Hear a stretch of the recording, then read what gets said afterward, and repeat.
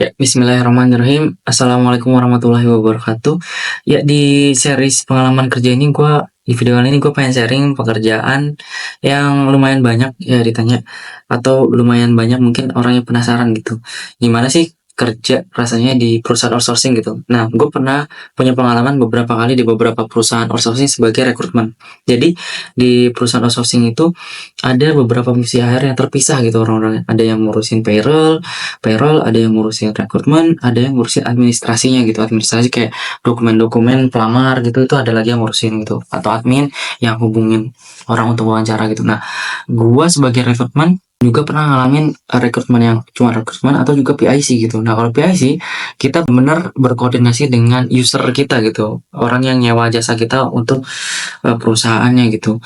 Nah, pada saat menjadi recruiter di outsource itu punya banyak tantangan menurut gue ya, dan gue ngerasa rekrutmen bukan pekerjaan yang cocok buat gue ya, karena nyari orang itu bener kayak sales gitu, lu nggak tahu kapan rezeki lu datang, karena mendapatkan kandidat yang cocok dengan kualifikasi yang dibutuhkan oleh perusahaan itu bener kayak rezeki.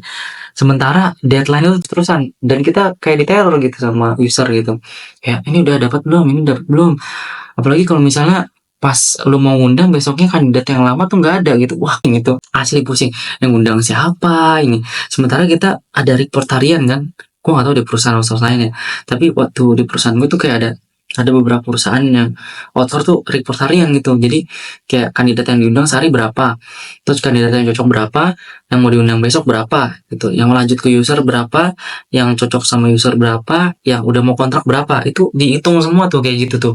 Sementara kalau misalnya nggak dapat kandidat, wih ya Allah pusing banget.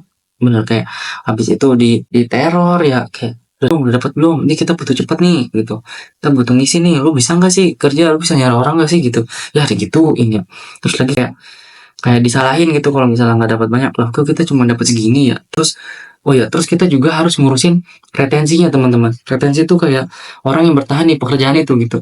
Nah, sementara outsource itu pekerjaan-pekerjaannya itu yang low sampai entry level gitu teman-teman, kayak sales lapangan, canvassing, terus juga marketing, resepsionis, mekanik, terus apa lagi. Nah, kerjaan-kerjaan yang entry level gitu, yang kerjaannya itu bener-bener mungkin bikin stres karena kerja lapangan atau kerja yang berhubungan dengan target atau kerja yang berhubungan banget dengan orang gitu. Nah, pekerjaan-pekerjaan itu yang rentan stres. Nah, ketika orang yang cabut gitu ya, orangnya cabut nih, karyawan yang kita rekrut cabut, kita bingung lagi tuh nyari gantinya tuh, asli.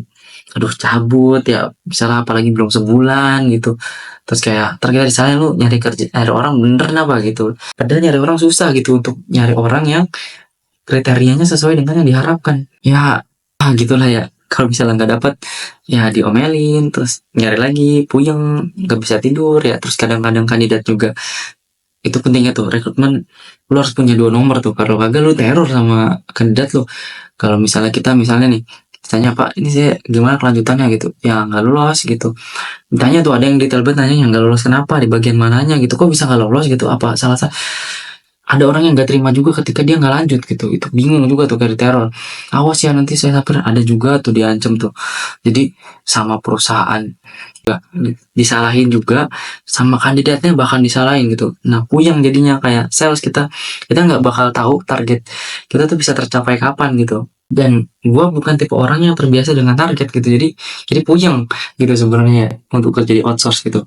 Nah, tapi ada tapinya nih, di beberapa kerjaan outsource itu kriteria gedung yang kayak nyewa gitu di satu lantai, terus gedungnya gedung tua gitu. Nah, gue lebih suka tuh kerjaan di tempat yang kecil kayak gitu, yang gak di SCBD yang di gedung. Kenapa?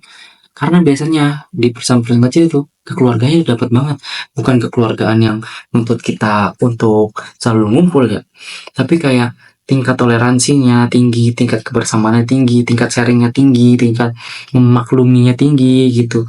Itu enak banget, tingkat sharingnya tinggi, terus tingkat kayak misalnya ketika kita kesulitan tuh banyak yang bantuin, terus ketika kita kesulitan ada teman ceritanya. Nah, saking enaknya tuh kayak gitu teman-teman.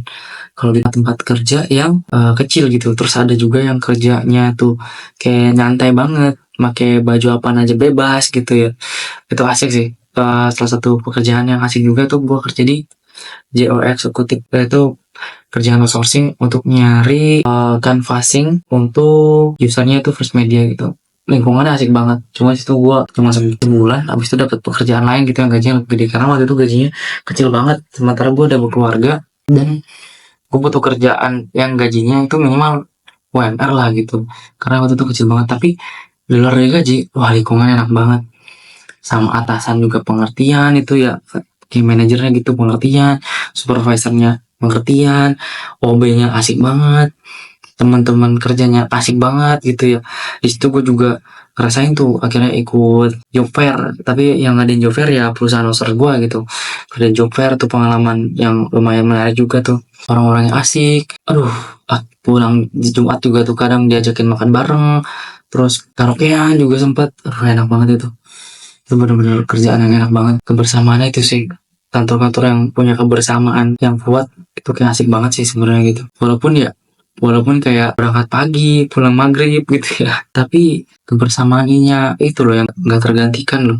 Kayak kita punya temen ngobrol yang kerasa senasib semenanggungan di kantor aja tuh langka banget gitu, apalagi kalau misalnya itu dirasain satu kantor. Wah, asik banget itu, asiknya tuh bener-bener asik banget. Aduh, gue pengen sih dapat kerjaan yang ilmunya kayak gitu banget gitu, kayak kerjanya jadi ya walaupun kayak tadi ya, walaupun ada deadline, walaupun ada target, itu nggak terasa gitu, ngejalanin harinya tuh kayak berasa cepat banget gitu, karena ya seasik itu gitu. Ya mudah-mudahan orang-orang yang kerja di sana sekarang punya kehidupan yang lebih baik ya, punya kehidupan yang lebih mapan, lebih bahagia dari yang sebelumnya.